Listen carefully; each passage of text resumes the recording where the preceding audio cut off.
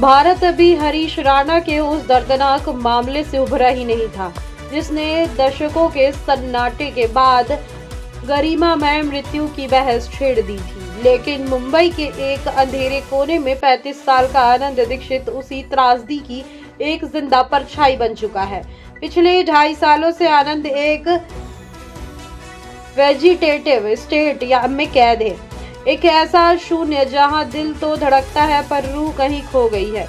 आनंद के माता पिता उसे अपना चिराग कहते हैं और वो इस बुझते चिराग की लौ को थामने का नाम या थमे रखने की अपनी जिंदगी की एक ये उम्मीद में जी रहे हैं।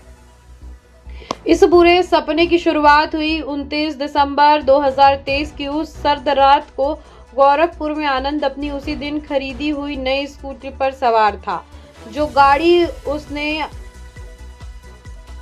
अपने सपनों की उड़ान बनाने वाला था, वहीं उसकी बर्बादी का जरिया बन गई। घने कोहरे में हुए उस हादसे ने आनंद की जिंदगी को एक तरह से तबाह कर दिया और आनंद को मशीनों और ट्यूब के सहारे जिंदा रहने को मजबूर कर दिया। आनंद के केयरटेकर अर्जुन प्रजापति बताते हैं कि पिछले 18 महीने से उनकी पलक झपकने का या हाथ हिलाने का इंतजार कर रहे हैं, पर सन्नाटा टूटने का नाम नहीं ले रहा है।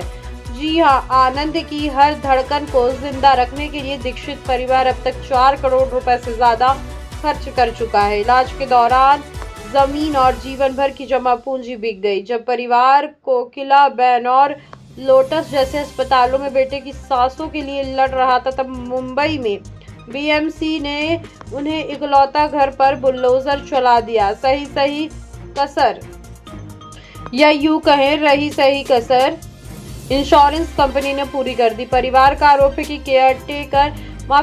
केयर हेल्थ इंश्योरेंस ने उनके मेडिकल क्लेम को खारिज कर दिया, जिसके चलते उन्हें 50 लाख रुपए का अतिरिक्त कर्ज लेना पड़ा। ये भी एक बहुत ज्यादा सोचने का विषय है। भारत एक और हरीश राणा का बोझ इसलिए नहीं उठा सकता क्योंकि हमारे पास ऐसे परिवारों को बचाने के लिए एक सिस्टम की जरूरत है, जहां कानून सम्मानजनक विदाई की बात करता है, वहीं एक मां की उम्मीद ऐसे शब्दों के लिए कोई जगह नहीं है, ऐसी बातें करती है। आनंद की मां आज भी उन्हें महंगे कपड़े, घड़ी, मोबाइल संभाल कर रखे हुए हैं, इस आस में कि एक दिन वो जागेगा और उन्हें माँ बाप कहकर या माँ पापा कहकर पुकारेगा। दीक्षित परिवार का ये मामला एक खौफनाक चेतावनी है।